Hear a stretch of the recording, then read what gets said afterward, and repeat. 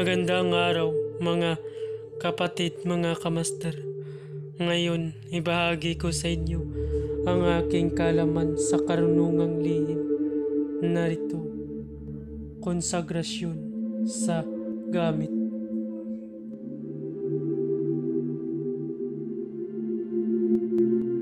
Shout out sa channel Child of God. Subscribe kayo dyan. Ngayon, kung bago ka pa lamang napadpad sa aking channel, huwag kalimutan mag-subscribe and click the bell icon para laging update sa mga bagong video. Maraming salamat.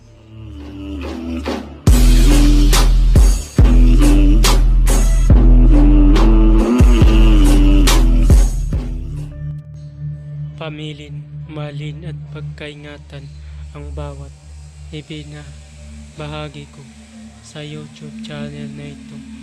Ang kapangyarihan na nakapaloob dito ay lubang maiwaga. Gamitin lamang sa kabutihan at pagganap ng kalooban ng Diyos. Maging huwaran at laging isa puso't isipan ang itong layunin na ito. Una, isabuhay ang apat na gintong sinimulan. Maka-Diyos, makabayan, at makatao, makakalikasan. Pangalawa, isagawa ang pag-ibig sa Diyos, pananampalataya at pag-asa sa pamagitan ng tiyaga.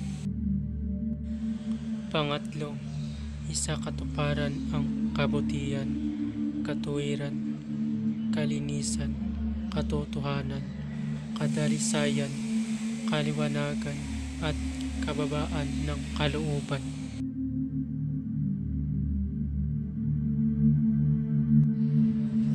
Pangapat, ipalaganap ang pagkakaisa, pagmamahalan,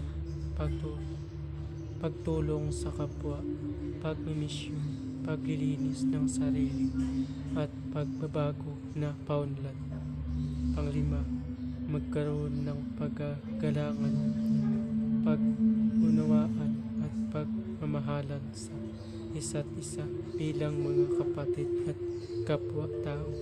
Panganim, maging dakila sa isip, sa salita at gawa para sa Diyos, sa bayan at tao. Pangpito, ipagpatibay ang kautusan ng Diyos, tumulong sa pagpapaunlad ng katauhan ng bawat kasapi ng samahan at tumupad sa adhikain ng Diyos sa tao. Sa pamamagitan ng pagsunod sa mga layuning ito, ang isang naghahanap sa Diyos ay makakasumpong sa Kanya at hindi pagkakaitan ng Kanyang liwanag.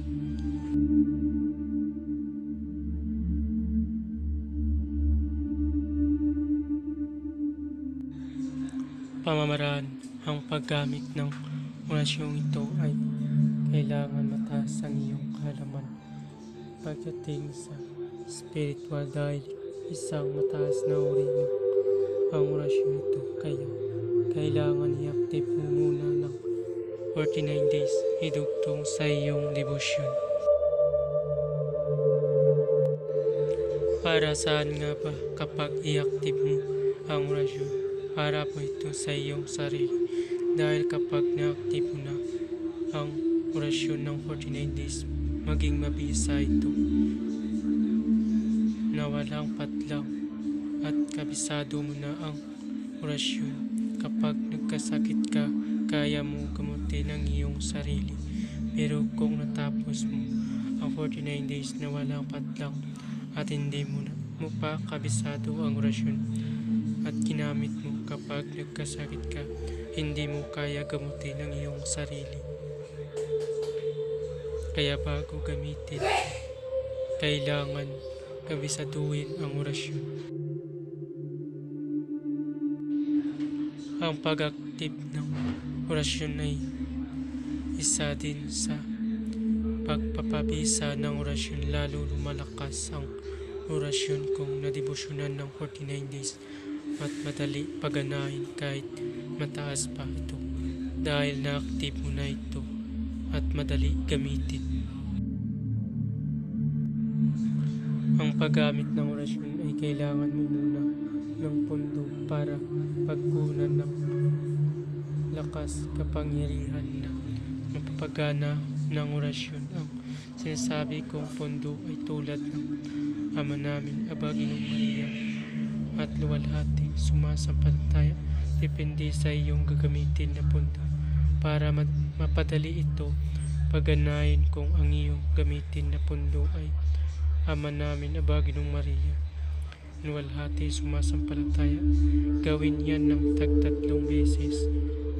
Ulitin ang Ama namin, Aba, Ginoong Maria hanggang sa sumasampalataya. O salin yan ng 3 beses bawat pondo. Narito ang orasyon.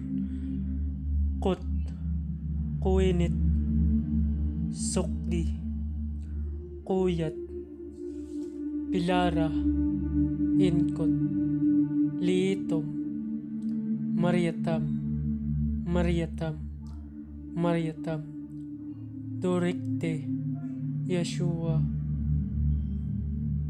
retente, verte, deme, kot, kuinit, sukti, kuyat, pilara, inkot, liitom, mariatam, mariatam, mariatam, dorikte, Yeshua, retente,